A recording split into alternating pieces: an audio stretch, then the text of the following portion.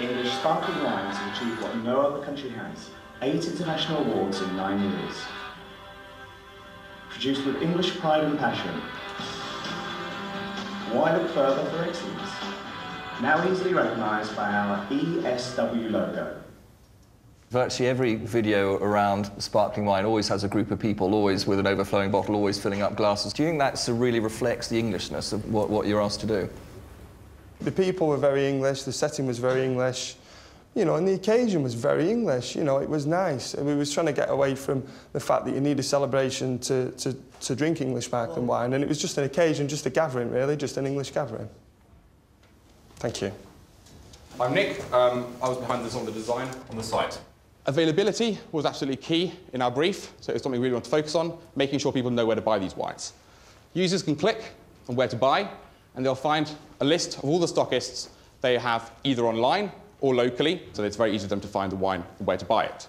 On your stockists page, there's a huge problem with getting stockists to interact with your website to actually say what wines are in stock. If it isn't up to date, you know, they can call that. Yeah, but having information that's not up to date and accurate is even actually more annoying to the consumer than helpful.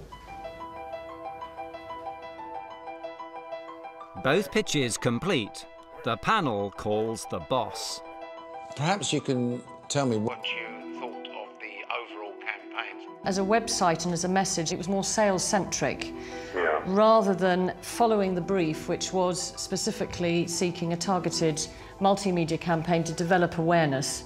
The team had a really good end-to-end process, actually, so we feel that the campaign has a real chance of sticking with some finesse. They created something very well in the given time. They were off-key, I think. That's interesting. Well, the video wasn't at all aspirational. The execution of the idea overtook, actually, the purpose of the advert in the first place. The one thing that did strike us was that fundamentally they did stick better to the original marketing brief. Thanks a lot for all your help.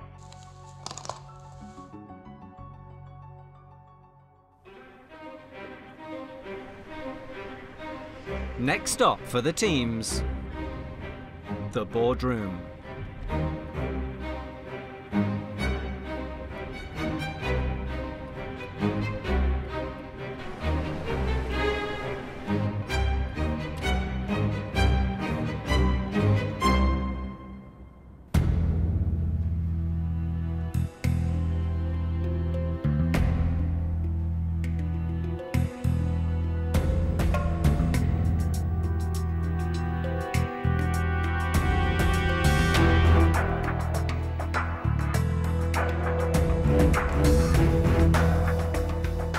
Through to the boardroom now.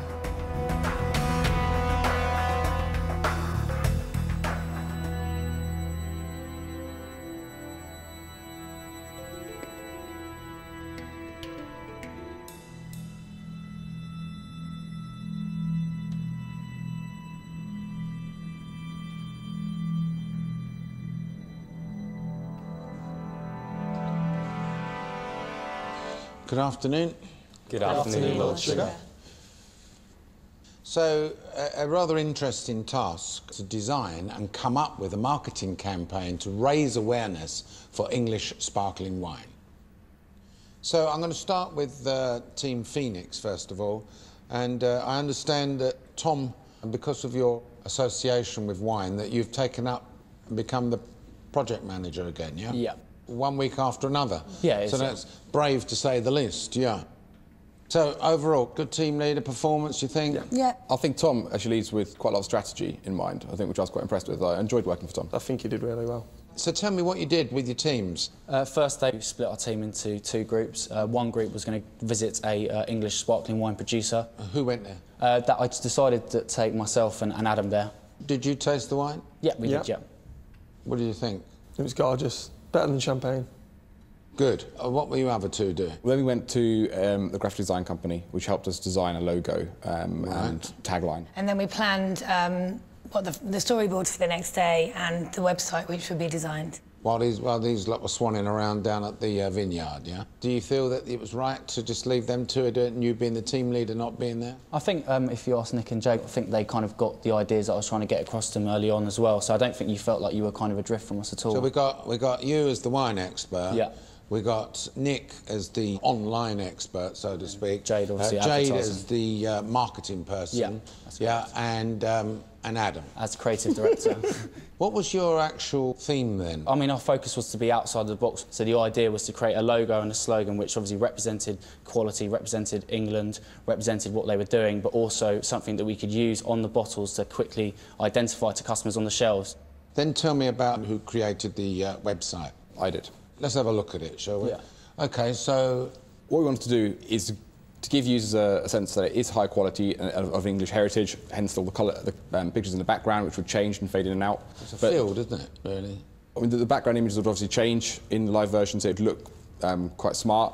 Well, let's play the video. English sparkling wines have achieved what no other country has: 8 international awards in 9 years. Produced with English pride and passion. Why look further for excellence? An English tradition that's finally English. There's never been a better time to try English sparkling wine. Now easily recognised by our ESW logo. What is the URL for this website? www.yawn.com. It's a bit boring, you know. So far, what I've gleaned from what I can see from these is that this is more of a kind of sales pitch. It's the awareness thing that's missing to me, that it's the not so much of a story of why you should buy this over and above the traditional French champagne. Right, over to Sterling. Ricky, I understand you are project manager, yeah? Correct, yes, I put myself forward for project manager, Lord Sugar. Any logic behind that? And unfortunately, as a group, nobody has a strong background in wine in any way whatsoever. No, I mean, the reason I put myself forward is marketing. Exactly. I see this very much as an online campaign, a marketing campaign. I also saw the competition as being extremely good, and I wanted to show that I'll stand up to good competition. I'm not afraid of anything. David versus Goliath, and David always wins. Really? Tell me how your team's gone on then. Well, on the first day, Jenna and I went to the vineyard, the history. You don't like wine, I've heard. I don't like wine, no. So not only do you feel you've got Goliath over there, you're also trying to promote a product that you personally don't like yourself. Correct, yes, I see it as a great opportunity. This is getting better as time goes along, yeah. Where were you going? Well, the next step is Gabby and Stephen need to start putting the backbone into the website, put the structure in place, get an idea of our strap line, something which will connect the consumer with the industry. So on the second day, Gabby very much stayed on the website. I brought the knowledge from the vineyard into the website, and Stephen and Jenna went forward on the creation of our advert. What was your going forward strategy then after that? We started brainstorming different ideas. You've came up with many names. We came up with a lot of names, but I decided... What were they? Yeah, we threw insert as an option, CERT. We wanted to keep it quite simple like the carver, but... So you didn't have a name in the end? We didn't come up with a final name. We had a name on the label. We have a name on the label. Which was Grandeur. Grandeur, that's French, isn't it? It is, yes. It's got French connotations. It's a French word. All right, OK. So let's look at the web page. Some fizz on your big day. Thank you. Oh, that's horrible. This isn't the English sparkling wine that I ordered. Darling. She obviously needs English sparkling wine made from award-winning vineyards. And finally, our glasses are charged with a fine English sparkling wine. Less fizz, more sparkle. English sparkling wine, oozing luxury with every pour. Well, Spielberg can rest easy, that's for sure. This is a serious product, right? It certainly is a serious product. It's a serious product. Where's the quality in that? It was a bit of a risky choice to go with it, but we wanted something different, you know. Was you there, Ricky? I wasn't there, no, Lord Sugar. It might have come back a bit more humorous than expected, but it certainly, if we put it out there, would get people thinking. You've come up with a logo also. Who designed this, the thing which just looks like a rose petal in the shape of a glass? Gabrielle. That would be myself as well. Well, that's not a bad idea, because it's English rose. I mean, do you think he led your team OK? Ricky was actually extremely motivational and passionate from the start. We were massively the underdogs, but our passion perhaps camouflaged our lack of expertise. I'm hoping that, and I do believe that the industry experts did enjoy our passion. I listened to these guys. They did say that your Sterling started off reasonably okay, in as much as it looked like they were on track a bit. They said that Phoenix put a bit boring type of website there, more sales orientated than rather awareness, yeah? They concluded, and I concluded in the end, the Phoenix campaign, it didn't do what I asked it to do. But I think it's more of what Sterling has messed up that makes you the losing team, I'm afraid to say. You lost. You've won, and you're going to go off and enjoy some other bubbles now.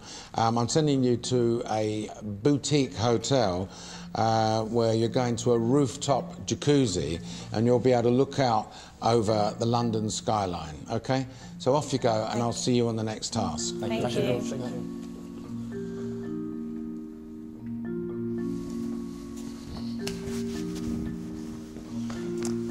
Go off and have a chat amongst yourselves. Come back in here shortly and we'll talk about it a bit more. Okay.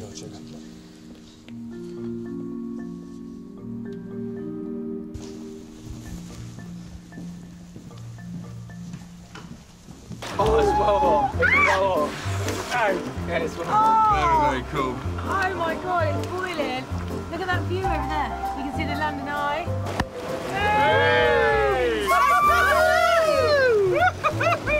It feels absolutely fantastic to win this task. There was a lot of pressure on my shoulders, obviously being involved in the wine industry, and also I'd been project manager the last task and lost, so double whammy, and it feels fantastic to, you know, to win. Less fizz, more sparkle.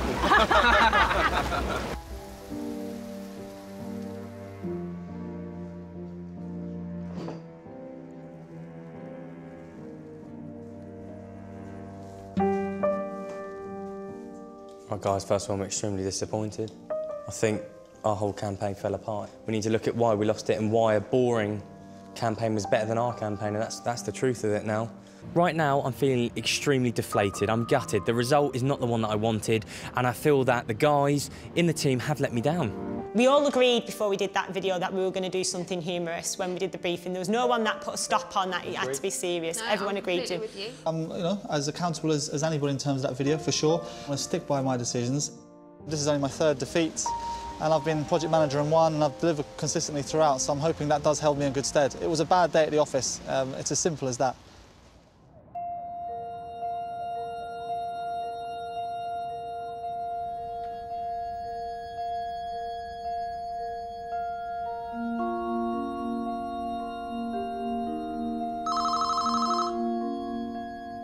Yes, can you send the candidates in, please? You can go through to the boardroom now.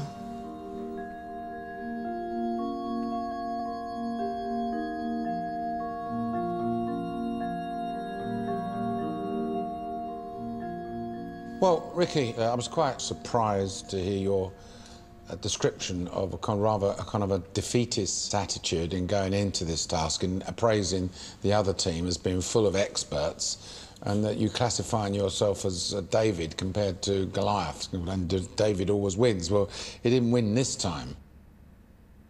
Ricky, you went off with Jenna to the vineyard, right? Yes, okay, and in the vineyard cast the plot, if you like, for how you wanted this video and website to work. Yeah, I decided I wanted to focus on a celebration theme. You must have been disappointed when you saw the implementation of it. I was disappointed because there was too much cheesiness in it. That's the word that I'll use. I did say when the guys went to put the video together that I don't mind there being an element of humour in it to give it personality, Where does humour come into it here? I know you're out there to try and impress me, and I also know I might remind you of Sid James, but didn't tell you to make a carry-on boozing movie. I mean, I was expecting any one moment in there Kenneth Williams to pop in and, you know, and say, oh, maitre d', you know, where's my grandeur gone? Someone's nicked my grandeur. I mean, it is a total... I don't know what you were thinking.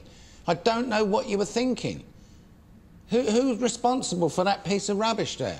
The responsibility on the final product, the advert, would need to sit with Stephen and Jenna.